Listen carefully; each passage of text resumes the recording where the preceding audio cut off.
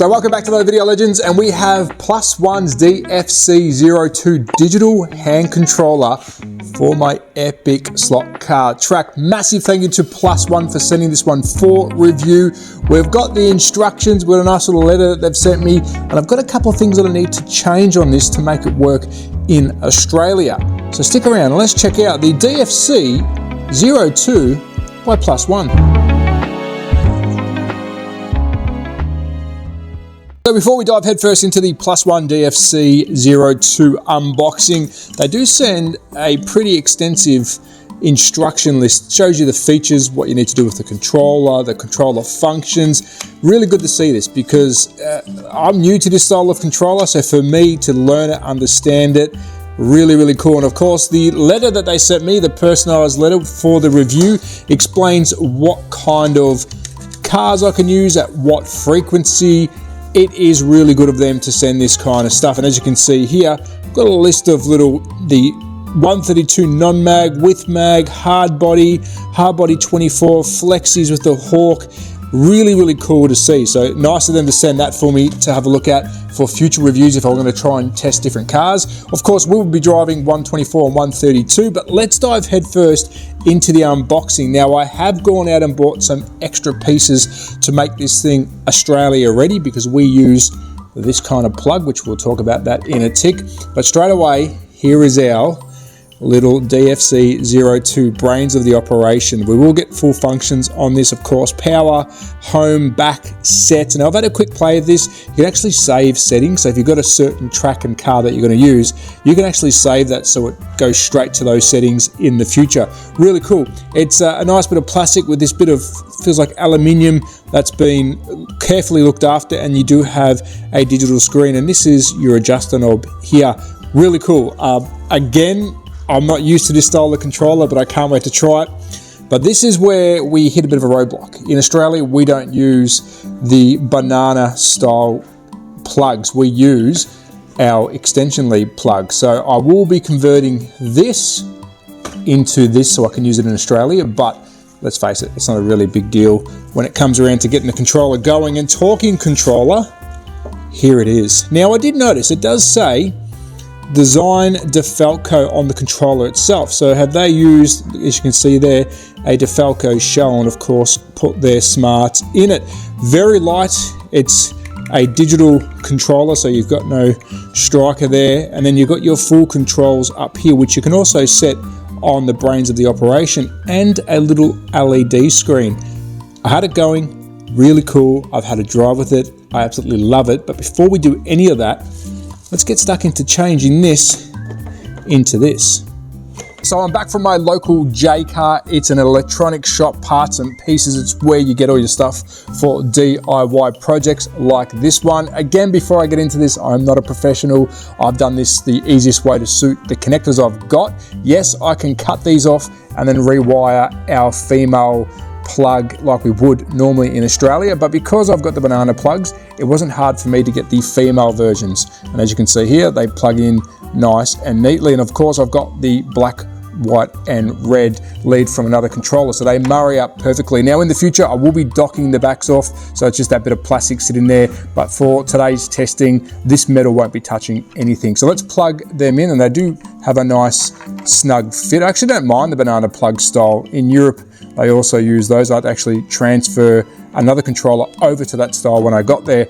But here we go. There we go. We're connected nicely. We've got our Australian version of what we use down under. So if I do want to go elsewhere, I can unplug it. Very simple. Again, these aren't touching. In the future, I will cut them off. But for today's review, and I've been using this controller for a couple of days now, it is not an issue. But now let's step over and check out the brains of the operation, the DFC02 control panel and the controller.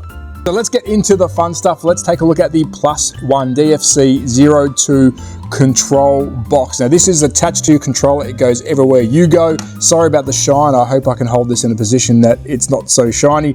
We'll talk through some of the functions. Firstly, one of the greatest things about this, it shows you what voltage your track is running.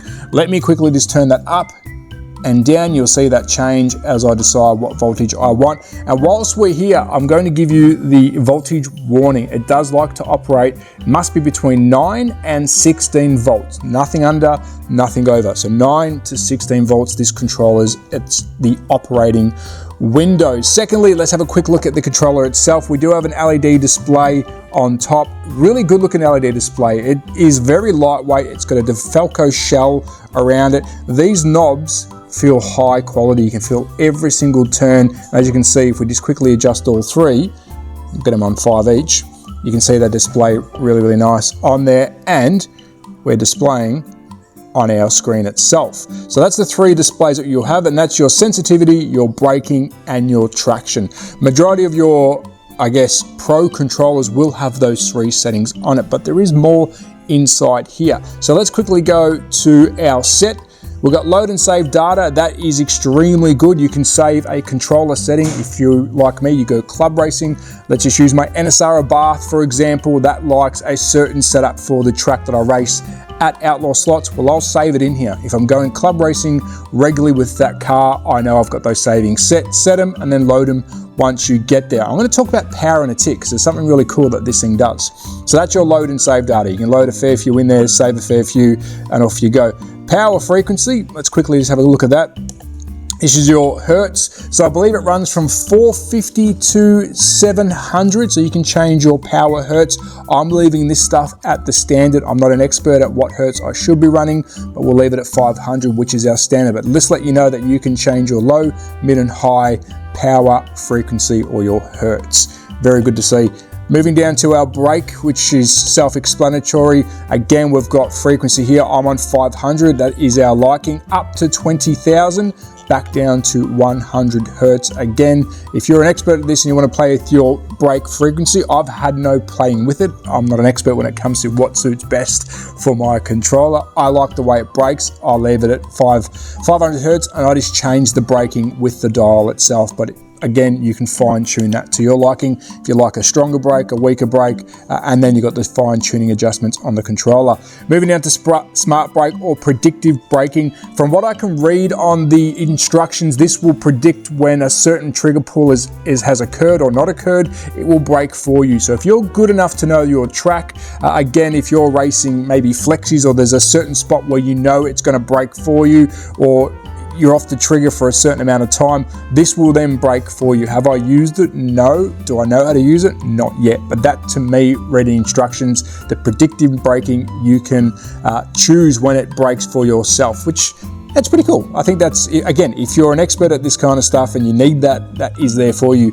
You got your choke. Now let me quickly read the choke here for you. Accelerator output voltage settings from 60 to 100%. This is the input of voltage. So I'm having 100% for the choke, but you can have down to 60%, which again changes the way the controller performs and how it pulls up. Really cool function. Again, fine tuning, I'll leave it at 100 and I'll just tune what I want to do on the controller itself. Down to traction, self-explanatory. You've got 2 different curves here, negative and a positive. You've got low, middle and high. Now that would change how your car reacts to the trigger pull. Will it put the power on as a positive graph, or the negative graph again is a different way that your traction will come on. Again, I'm not an expert at this. I have read the diagram. I have played with traction a little bit. I will use my traction button that is allocated to me here at the start, because I'm finding that me trying to fine tune it or change the way it wants to behave without adjusting it on my controller, that is something for the experts and for me to play with in the future. But that is there if you want to change how your traction works once you're turning this knob. So that would change how this traction knob works as well, but we won't be doing that today because I'll end up messing up the controller. Lever position, I have done this. I think this is a great thing.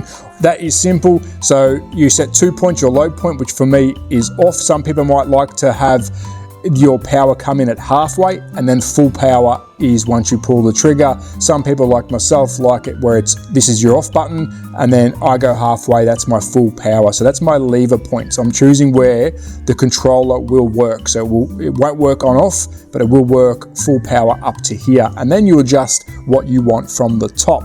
Again, this is a perfectly fine controller from on to off, but if you don't want to do that full drag and you want to make sure that your full drag is right here, well, that's for you to adjust. Again, if you want to get into it first, now it activates. That is now your full drag. Again, you can set your low and high points. That is really cool. I do use that. I think that's essential. A lot of people aren't a fan of how far the triggers pull on some controllers, and of course then you adjust your sensitivity, then you adjust your traction, which then changes your finger trigger again. Really cool. Again, this is an expensive controller, but we're getting a lot of settings. What else do we have?